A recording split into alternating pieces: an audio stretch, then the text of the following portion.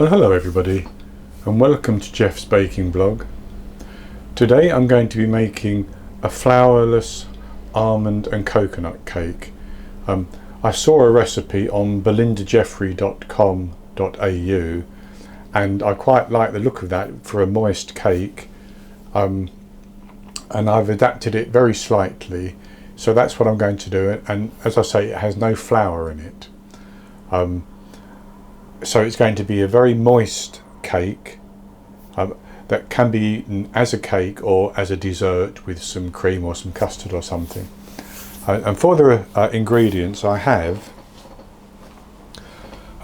190 grams of ground almonds. That's 1 2/3 cups. I have 60 grams of desiccated coconut, which is 2/3 of a cup.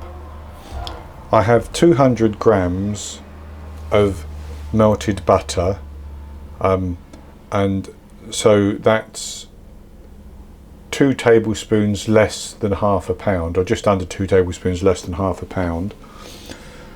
I have 4 medium eggs, which would be large in the USA. Now you can see 6 yolks here. That's because 2 of my eggs had double yolks. But I think that they should still work fine, so I'm using 4 medium eggs. I have 250 grams, which is 1 1/4 cups of caster sugar, and I have about half a handful, 20 grams of flaked almonds, which I'm going to sprinkle over the top. You can do that if you want to, or not, and you can use as many or as few as you like. So I'm going to set everything aside except for the eggs for the time being. And I'm going to put the eggs into this bowl. And I want to whisk those, and I want to whisk them until they're nice and thick and creamy, pale.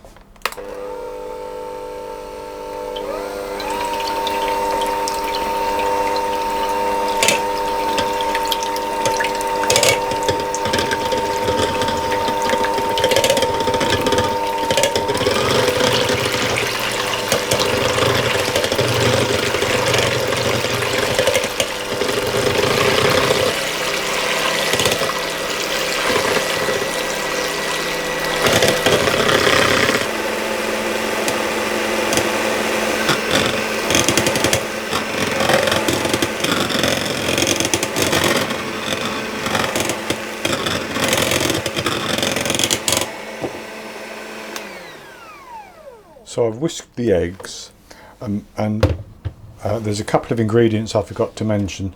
I have half a teaspoon of salt here, and I have 1 teaspoon of vanilla extract, half a teaspoon of almond extract, and half a teaspoon of lemon extract here. I'm going to put that into the eggs and give it another quick whisk to get that combined.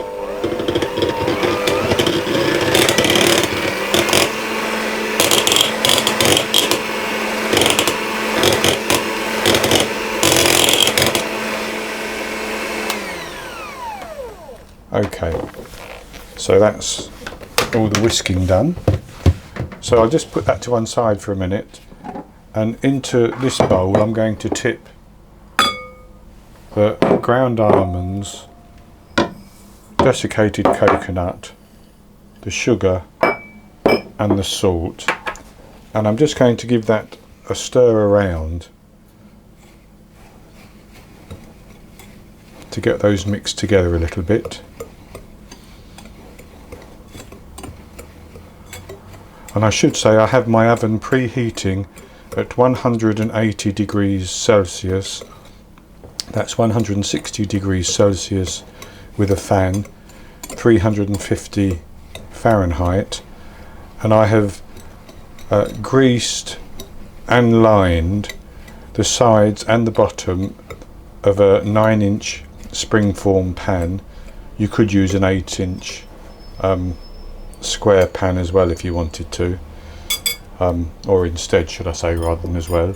So I'm now going to tip those ingredients into the eggs.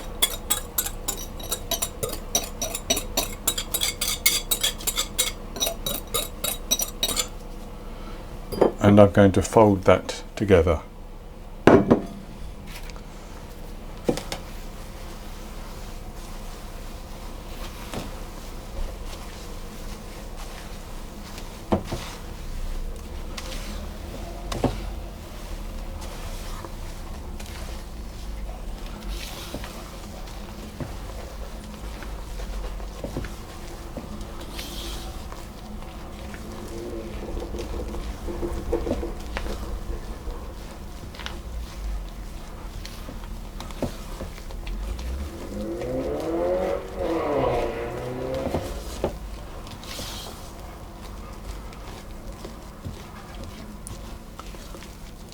And then I'm going to pour in my melted butter, which has cooled down, and I'm going to continue folding until that's all combined. And it may look as though it won't combine, but it will.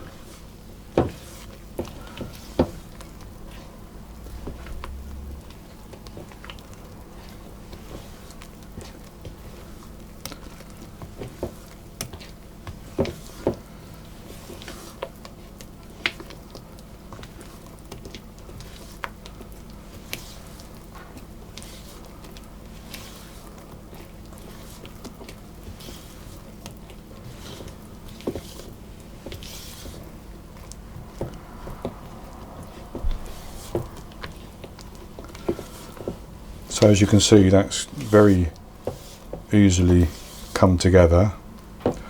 And so I'm going to take my cake tin and I'm going to pour that batter into the cake tin. I'll just turn that around.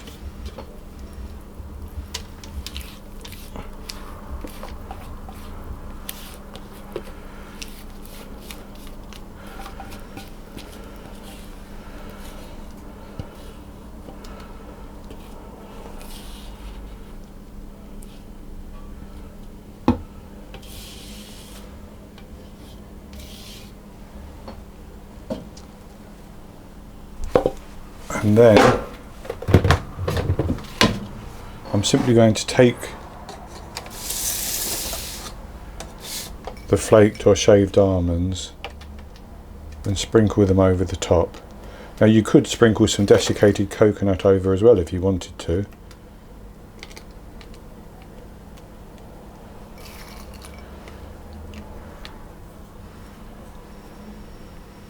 You could also, if you wanted to, toast these almonds in the oven before you put them on top.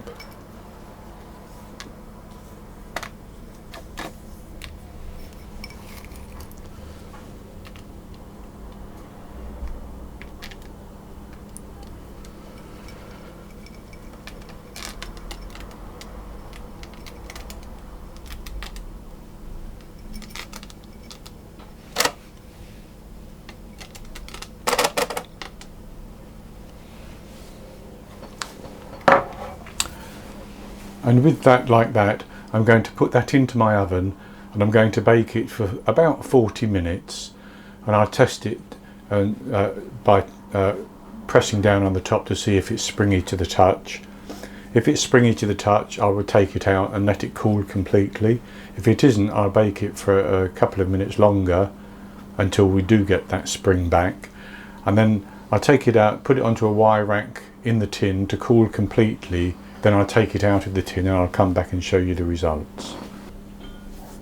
The almond and coconut cake has baked, and I baked mine for 40 minutes and tested that it was springy on top.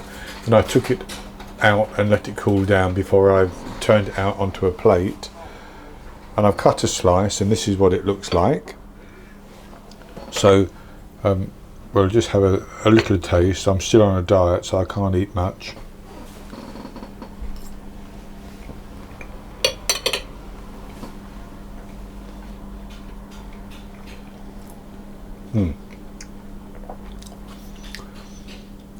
It does taste very, very good. Very easy to eat. It's moist, as it would be, and I get the almond flavour and the lemon flavour and the coconut, and I get the texture of coconut. In fact, I'm going to have one more little bit, which I shouldn't really.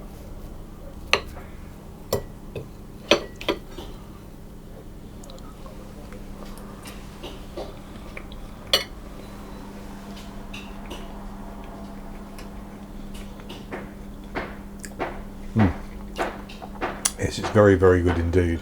So that's going to be it for this video. I hope you've enjoyed it, and if you have, please give me the thumbs up below the video and click to subscribe to my YouTube channel.